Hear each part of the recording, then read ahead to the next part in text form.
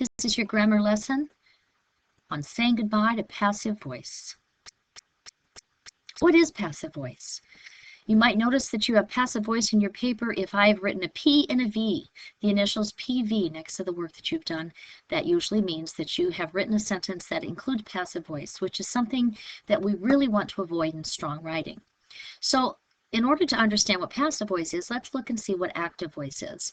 Whenever a verb shows the subject or the actor of a sentence doing something, the sentence is an active voice. For instance, Mary ate a delicious cupcake. Mary is the subject, ate is the verb. Mary is acting on what the verb is describing. So therefore, this is an active sentence. When the subject or the actor is either missing in the sentence or at the end of the sentence, we call that sentence passive. This is an example of it being buried or at the end of the sentence. The cupcake was eaten by Mary.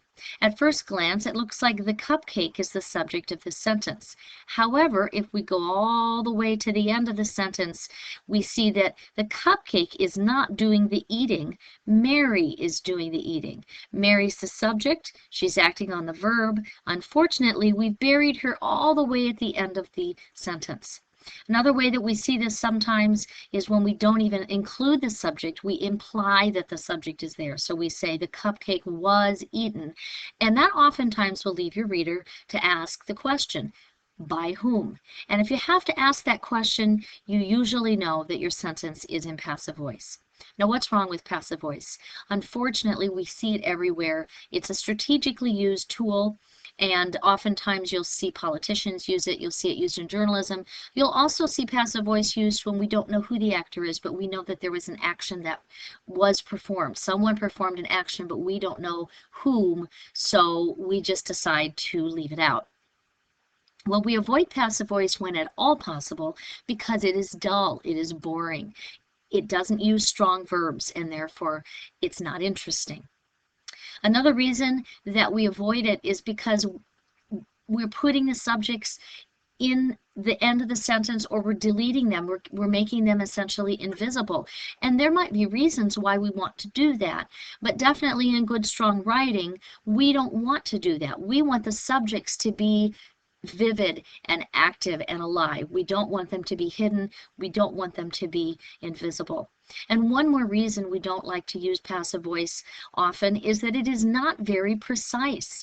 It misses the point. You're not able to get the point across nearly as clearly if you don't use active voice.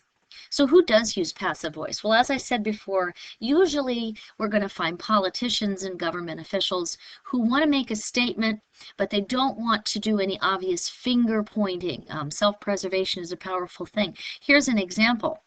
Let's say you read an article in which this sentence states a decision was made to institute year-round schooling. Now the verb, let's look at the verb is was made, and if you read the sentence, it looks like the subject is a decision, but the decision didn't make itself. Someone made this decision, and if I were you, I would want to know who's responsible. Who is the person who made year-round schooling? So we could rewrite this sentence by saying the school board decided to institute year-round schooling. And you notice there are a number of verbs in here, and we could actually even make the verb stronger by saying the school board instituted year-round schooling. It would be a more precise sentence with stronger verb usage. How do we avoid it? Well, first of all, always be a little suspicious of two-part verbs, such as the students were warned not to use passive voice in their writing. Again, don't you want to know by whom? I think you can probably guess. Instead, make the subject of the sentence performing the action. The subject here, the students aren't the ones doing the warning. Someone is warning the students, and it's important to know who's warning those students. Oh, there's the culprit. Mrs. Harmon warned the students to avoid passive voice in their writing. And there's Mrs. Harmon snarling at you for using passive voice. Another way that we can avoid passive voice is to really pay attention to diction, really pay attention to the words that we use. Use vivid and lively verbs. So in other words, instead of using a normal verb like warned, we could use something even more powerful, providing that it actually does convey the meaning you want it to convey.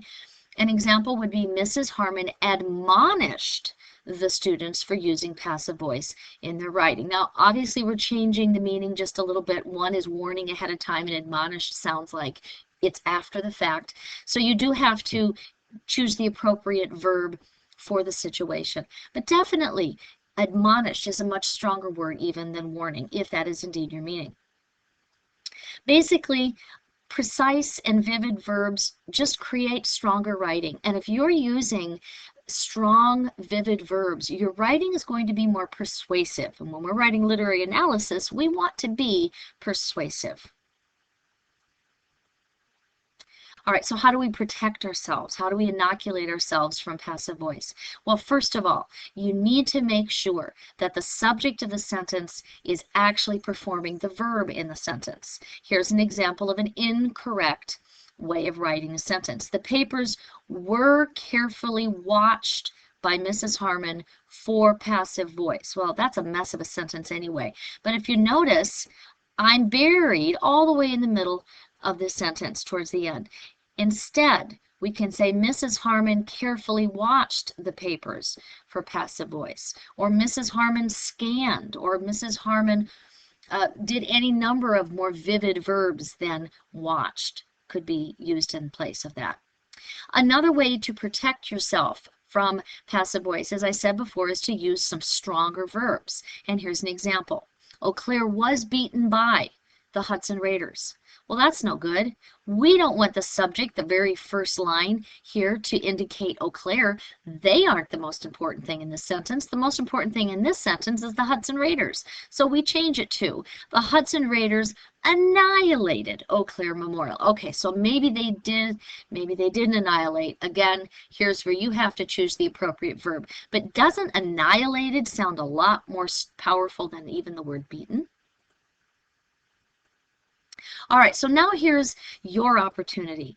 This is an exercise in annihilating, if you will, passive voice. I've taken the liberty of underlining all of the examples, so it's not even going to be that hard for you to locate what you need to fix. So your job is to go through this piece and fix the passive voice. Use vivid, lively, active verbs that get your point across. And some of you are going to use different verbs than others, so these pieces are going to be all quite different and maybe even carry a little different meaning. But because it's sort of a shot at creative writing, you get a little bit of a license there. So your assignment now, after watching this lecture, is to rewrite this paragraph using active voice. Good luck.